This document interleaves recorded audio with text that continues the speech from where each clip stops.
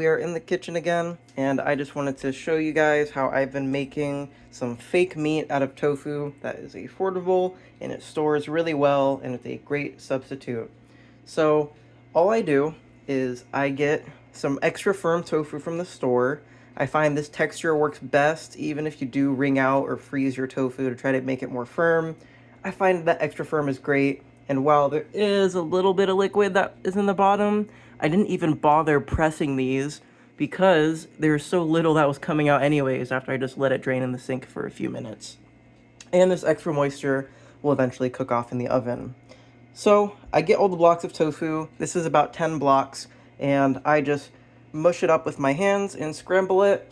And then what I do is I create a base to marinate it.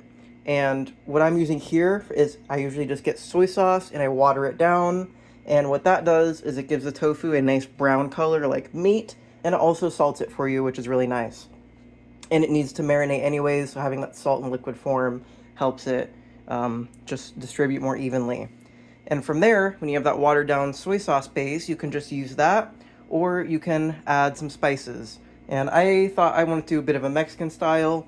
So what I have here is I have cumin, I have paprika, I have cilantro, and I have black pepper, which I just use the last of. And now I think about it, I think I'm gonna put some red pepper flakes in there just to give that a little bit of a kick. I like spicy food.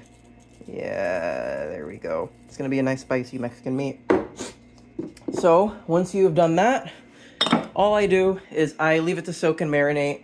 I'll do it just for half a day or a few hours. It really depends how much time I have, but that is not totally necessary because when you have this cooking in the oven, it takes a long time for it to really cook down all the liquid.